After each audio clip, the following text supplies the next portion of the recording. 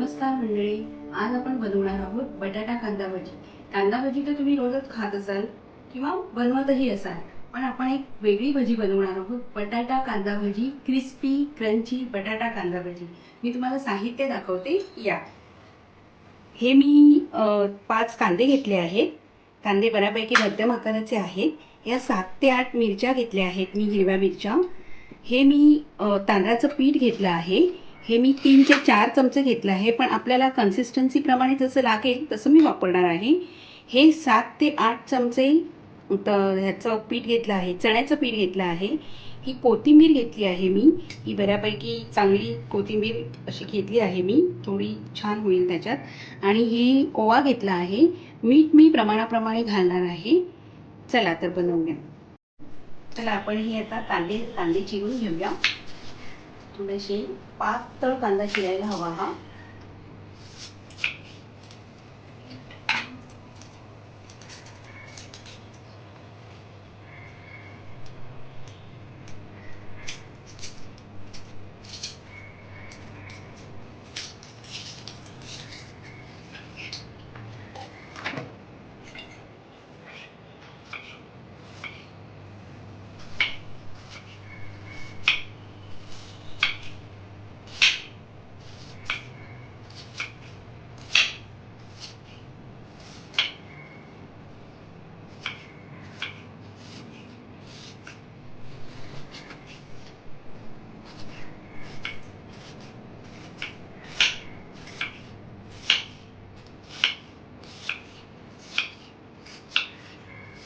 हे असे पातळ चिरायला हवे. मी इतर कांदे सुद्धा चिरून घेते.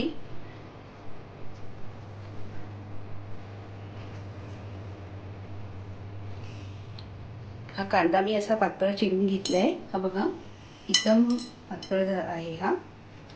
आता आपल्याला ह्या मिरच्या एकदम अशा पातळ चिरून घ्यायच्या आहेत, बारीक. हे बघा, ह्या आपण अशाच मिक्स करणार आहोत त्या मिश्रणात.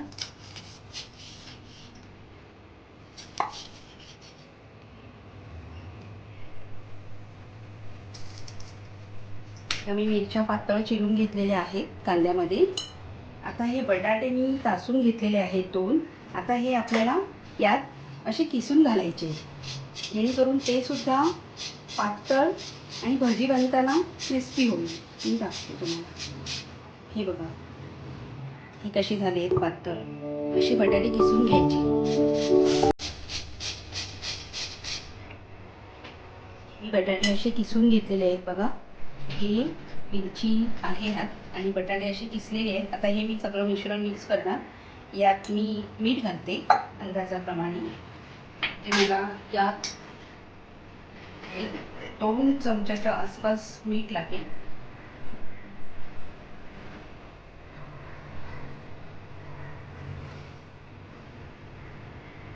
मी मीठ घालून ठेवून देते थोडा वेळ, म्हणजे हे मिश्रण थोडं त्याला पाणी सुटलं की थोडंसं, म्हणजे आपल्याला वेगळं पाणी घालण्याची गरज लागणार नाही.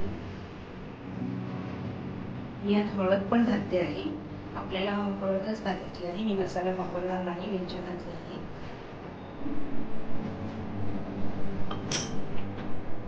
आता आपण थोडा ओवा पण घालणार आहोत. हा आपल्याला पचनासाठी चांगला असतो. ओवा घातल्यावर चव पण येते आणि थोडा थोडासा असा चुरून घालायचा. हे आता आपण मिक्स करून घेतलंय पूर्ण. बघा कसं झालंय ते. हे मिक्स करून घेतलं आहे आणि मी आता थोडी कोथिंबीर ही जी आपण ठेवली होती ती चिरून घालते मी यात, आणि मग आपण ते झाकून ठेवूया थोडा वेळ. आता ही कोथिंबीर मी चिरून घेतली. ही आपण यात मिसळून ठेवूया.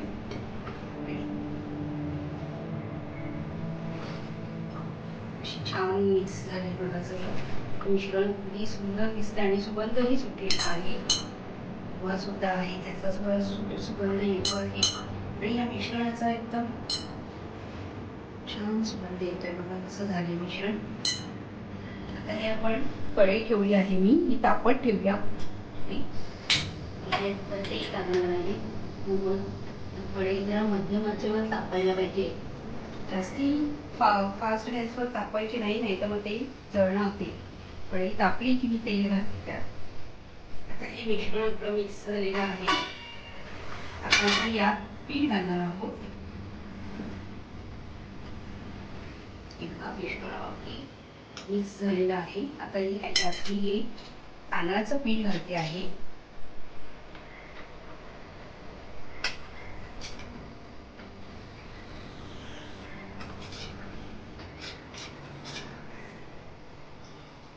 हे 2-2.5 चमचे पीठ घातलं मी तांदळाचं. हे थोडं मिक्स करून घेऊया आपण.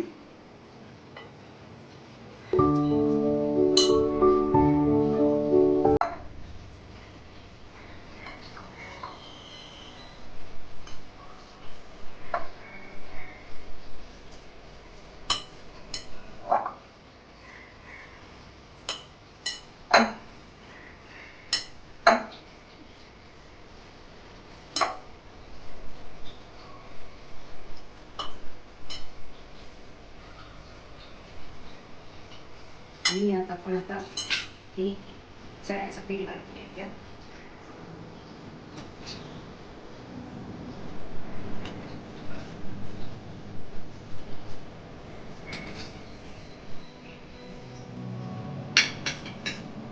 चार चमचे पीठ मी घातले.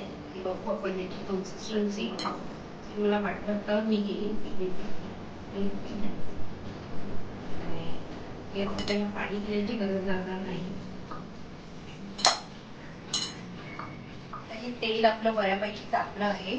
मी या तेलाचं 2 चमचे, छोटे चमचे, हा पूर्ण भरून नाही घालणार. हे आपण पटपटीत भरून घालूया थोडं, जेणेकरून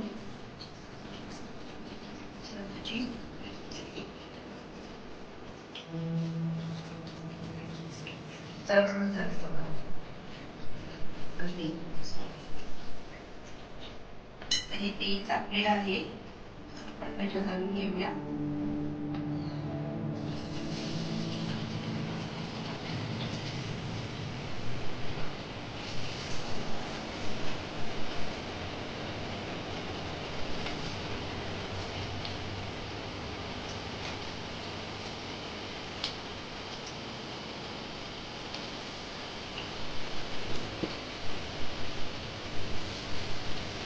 तेल गरम आहे, कमी जरा आपण सावकाश घालून घेऊ.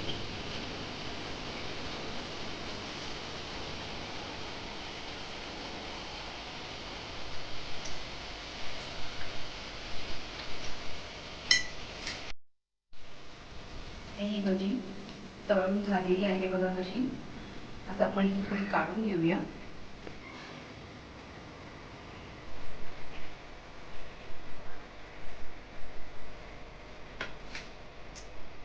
ही भाजी जी आहे बाकीचं मिश्रण घालून घेते.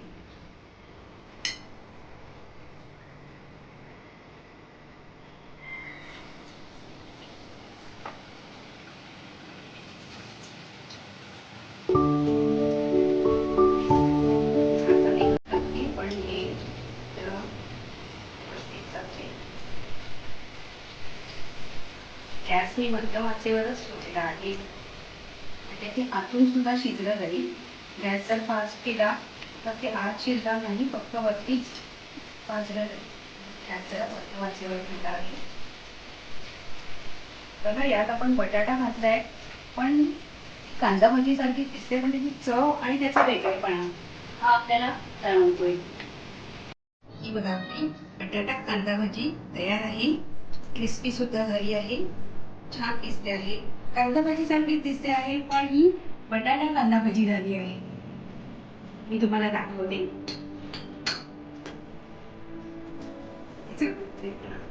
शिकते सुद्धा आहे, आतमध्ये सुद्धा त्याची कन्सिस्टन्सी छान आहे. तयार आहे आपली बटाटा कांदा भाजी.